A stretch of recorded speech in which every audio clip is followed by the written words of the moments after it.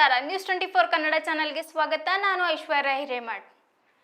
Challenging star Darshan ಅವರ ಬಹುನಿರೀಕ್ಷಿತ ಚಿತ್ರ devil December 11ರಂದು ರಾಜ್ಯಾದ್ಯಂತ ತೆರೆ ಕಾಣಲಿರುವ ಹಿನ್ನೆಲೆಯಲ್ಲಿ ದರ್ಶನ್ ಅಭಿಮಾನಿಗಳ ಸಂಘವು ಶುಕ್ರವಾರ ಹೊಟಗಳಿಯಲ್ಲಿರುವ ವೃದ್ಧಾಶ್ರಮದಲ್ಲಿರುವ ನಾಗರಿಕರಿಗೆ ಹೊದಿಕೆ ಮತ್ತು ಅಗತ್ಯ ವಸ್ತುಗಳನ್ನು ವಿತರಿಸಲಾಯಿತು.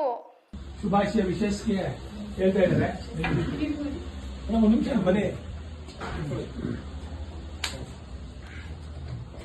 ಹಂಗೆ ಇಟ್ಕೊಳ್ಳಿ ಮಹೇಶ, ಹಂಗೆ ಇಟ್ಕೊಳ್ಳಿ ಎಲ್ರಿಗೂ ಸಪ್ರೇಟ್ ಆಗಿದೆ. ಮಗ ಕಣ್ಣಿ ಕೆಳಗಡೆ ಇಟ್ಕೊಳ್ಳಿ.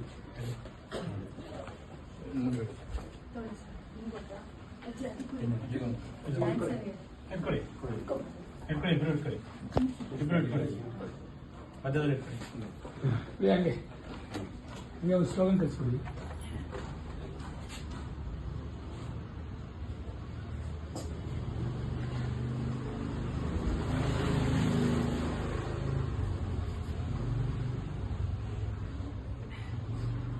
ಡೆವಿಲ್ ಚಿತ್ರಕ್ಕೆ ಡೆವಿಲ್ ಚಿತ್ರಕ್ಕೆ ಡೆವಿಲ್ ಚಿತ್ರಕ್ಕೆ ಡೆವಿಲ್ ಚಿತ್ರಕ್ಕೆ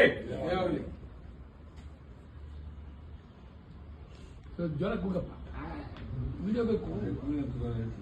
ಡೆವಿಲ್ ಚಿತ್ರಕ್ಕೆ ಡೆವಿಲ್ ಚಿತ್ರಕ್ಕೆ ಡೆವಿಲ್ ಚಿತ್ರಕ್ಕೆ ಡೆವಿಲ್ ಚಿತ್ರಕ್ಕೆ ಡೆವಿಲ್ ಚಿತ್ರಕ್ಕೆ ಡೆವಿಲ್ ಚಿತ್ರಕ್ಕೆ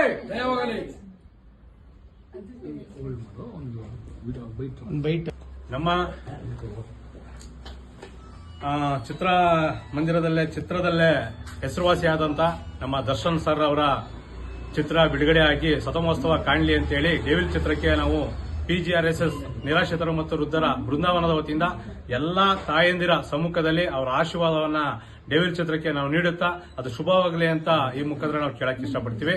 ಅದು ಒಳ್ಳೇದಾಗಲಿ, ಶತಮಹೋತ್ಸವನ ತುಂಬಿ ಬರಲಿ, ಆಯ್ರಿಸಲಿ ಅಂತ ನಾವು ಈ ಮುಖಾಂತರ ಹೇಳ್ತೀವಿ. ಕಷ್ಟ ಅನ್ನೋದು ಯಾವ ಟೈಮಲ್ಲಿ ಪ್ರತಿಯೊಬ್ಬನು ಕೂಡ ಬಂದೇ ಬರುತ್ತೆ. ಅದು ಯಾವುದೋ ಒಂದು ರೂಪದಲ್ಲಿ ಅವರು ಜೈಲಲ್ಲಿ ಇವತ್ತಿನ ದಿನದಲ್ಲಿ ಜೈಲಲ್ಲಿ ಇರ್ಬೋದು, ಆದ್ರೆ ಅವರ ಅಭಿಮಾನಿಗಳು ಕೋಟ್ಯಾಂತರ ಜನ ಇವತ್ತು ಹೊರಗಡೆ ಇದ್ದಾರೆ.